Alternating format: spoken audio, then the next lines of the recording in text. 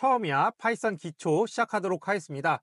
이번에는 매개변수의 기본값을 지정하는 것에 대해서 살펴보도록 하겠습니다. 기본값을 가지는 매개변수를 정의해서 인자가 전달되지 않았을 경우에 기본값을 사용하도록 할 수 있습니다. 함수에서 기본값이 있는 매개변수는 반드시 기본값이 없는 매개변수 뒤에 위치해야 되는데 코드를 통해서 살펴보도록 하겠습니다. 자, 보시면 이게 함수예요. 이때 이게 기본값입니다. 이때 기본값은 기본값이 없는 매개변수 뒤에 와야 됩니다. 즉 기본값은 뒤에 있는 매개변수들에 적용을 해야 돼요. 자, 이 상태에서 프로그램을 실행합니다. print fn 3,3 이렇게 되면 어떻게 되느냐, 3과 3을 이렇게 넘기는 거예요. 그럼 x에는 3, y는 3이 됩니다. 그러면 3과 3이니까 3 더하기 3에서 6이 되죠. 6을 반환합니다. 그래서 프린트 6을 하니까 6이 출력되는 것을 확인할 수 있습니다. 그리고 그 다음 프린트를 하는데 이때 fn3이에요. 그러면 이게 첫 번째 매개변수로 전달됩니다. 그러면 x는 3이에요. 근데 y값이 없는데 y값은 기본값인 5로 됩니다. 그래서 3 더하기 5인 8을 반환하게 돼서 프린트 8 해서 8이 됩니다. 즉 여기 코드를 보시면 기본값이 세팅되어 있는 매개변수의 값을 전달할 경우 전달된 값을 우선으로 해서 y값이 3으로 세팅이 되는데, 만약에 기본값이 없을 경우에는 원래 지정된 이 기본값으로 설정이 됩니다. 다음으로 매개변수에 키워드 인자를 적용하는 케이스에 대해서 살펴보도록 하겠습니다. 키워드 인자는 함수 호출 시 매개변수의 이름을 명시하여 값을 전달하는 방법입니다. 자, 여러분들 이게 처음 보는 게 아니에요. 언제 봤느냐? 프린트 할 때 봤습니다. 프린트 할 때 예를 들어서 x를 출력해요. 근데 개행을 하고 싶지 않으면 AND 하고 이런 식으로 했었죠. 이게 키워드 인자예요. AND라는 매개변수에다가 이 값을 전달하고 싶은 거예요. 이때 키워드 인자를 사용할 수가 있습니다. 그래서 키워드 인자를 사용할 경우에는 매개변수의 순서랑 상관없이 값을 전달할 수 있고, 또한 어떤 값을 넘기는지 명확하게 명시가 되기 때문에 가독성을 높일 수가 있습니다. 그래서 코드를 보면요, 이렇게 함수가 있습니다. 이 상태에서 키워드 인자라는 건 요거예요. 지금 매개변수가 x랑 y인데 여기 x다, y다 이렇게 명시를 해주는 거예요. 그러면 지금 이 fn 함수는 x가 2고 y가 3이니까 여기 x는 2, y는 3 이렇게 저장이 됩니다.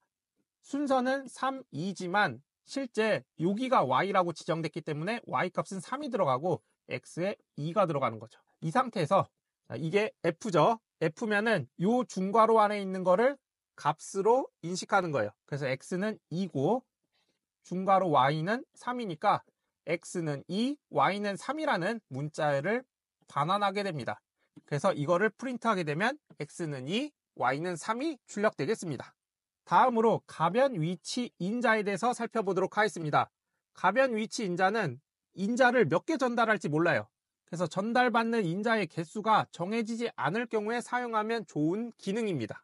그래서 가변 위치 인자로 전달된 값들은 튜플 형태로 저장이 됩니다. 코드를 보도록 하겠습니다.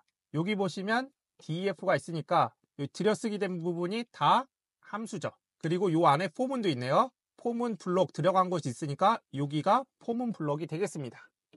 이 상태에서 프린트 sum 1,2 하면 1하고 이 값을 여기 전달하는 거예요. 그러면 args는 요 앞에 별을 붙입니다. 이 별을 붙이면 이 변수에 값이 여러 개 값이 있으면 이게 튜플 형태로 저장되는 거예요.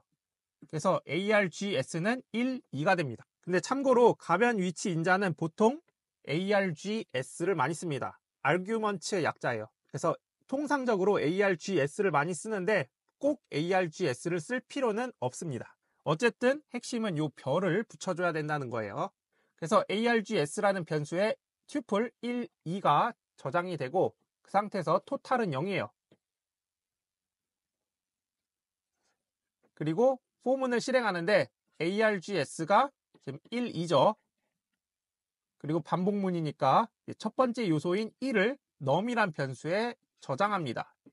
그리고 num을 토탈에 더해주죠. 그러면 토탈은 1이 됩니다. 그리고 다시 반복문 시작점으로 가서 이번에 2가 num에 저장돼요. 그래서 num은 2가 되고, 그러면 2를 토탈에 저장해주면 3이 되죠. 그리고 반복문은 끝났습니다. 그리고 토탈 값 3을 반환해주죠. 그러면 프린트 3이니까 3을 출력합니다. 그리고 그 밑에 프린트를 볼 건데요. 이번에는 1, 2, 3, 4, 5를 전달합니다. 그러면 여기 args는 1, 2, 3, 4, 5를 전달받습니다. 그 상태에서 토탈은 0이에요. 그리고 반복문을 실행하는데 args의 첫 번째 값이 1이에요. 그래서 num은 1이 됩니다. 그래서 1을 토탈에 더해주면 토탈은 1이 되고요. 그리고 그 다음 반복일 때 두 번째 요소인 2를 num에다가 넣어줍니다. 그리고 2를 토탈에다 더해주면 1 더하기 2에서 3이 되죠. 그리고 그 다음 반복일 때 이제 num이 3이 됩니다. 그래서 3을 토탈에다 더해주면 3 더하기 3에서 6이 됩니다. 그리고 그 다음 반복일 때 num이 4가 되죠.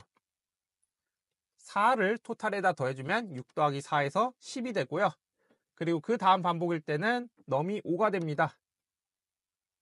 그래서 5를 토탈에다 더해주면 10 더하기 5 해서 15가 되죠. 그리고 더 이상 요소가 없으니까 폼은 끝났고 토탈 값 15를 반환해주면 프린트 15 해서 15가 출력되는 것을 확인할 수 있습니다. 다음으로 가변 키워드 인자예요. 아까는 가변 위치 인자였고 이번에 가변 키워드 인자인데요. 가변 키워드 인자는 함수 호출 시 키워드의 인자 개수가 정해지지 않은 경우 사용할 수 있는 매개 변수입니다. 그래서 가변 키워드 인자는 사전 형태로 저장이 됩니다. 그러니까 가변 위치 인자는 튜플, 가변 키워드 인자는 사전 형태로 저장됩니다. 가변 키워드 인자는 이렇게 별을 두 개 씁니다. 그리고 키워드 arguments의 약자로 KWARGS 이렇게 씁니다. 일반적으로 이렇게 쓰는데 꼭 KWARGS를 쓸 필요는 없어요.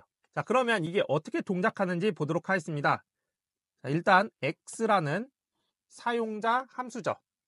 이 상태에서 x라는 함수에 a는 앨리스, b는 밥, c는 찰리 이렇게 해서 넘깁니다. 그러면 KWARGS는 이거를 사전으로 저장합니다. 그래서 A는 앨리스, B는 밥, C는 찰리 이렇게 됩니다. 이렇게 사전 형태로 저장되고 여기 안에서 소문을 이용해서 접근을 할 수 있는데 요 아이템스 함수 배웠죠? 이게 키 값을 같이 가져올 수 있는 거예요. keys, values 할 때 다뤘었습니다. 그래서 아이템이면 이제 A랑 앨리스를 같이 가져옵니다. 근데 이거를 순서대로 키 value에 저장하는 거예요. 그럼 키가 A가 되고 value는 앨리스가 됩니다. 그 상태에서 프린트하면 키에 있는 거는 A였으니까 A가 출력되고 value는 앨리스였으니까 앨리스가 출력되죠. 그리고 이 사이에 콜론이 있으니까 콜론이 이렇게 출력되는 걸 확인할 수 있습니다. A, 앨리스. 같은 원리로 하면 B, 밥, C, 찰리 이렇게 출력되는 것도 확인할 수 있습니다. 이렇게 포문을 다 돌고 나면 사용자 정의 함수가 끝나고 아까 호출했던 곳으로 돌아가서 그 밑에 명령어를 실행해야 되는데 더 이상 실행할 명령어가 없으니까 프로그램은 종료가 되겠습니다. 지금까지 함수에 대해서 살펴봤습니다.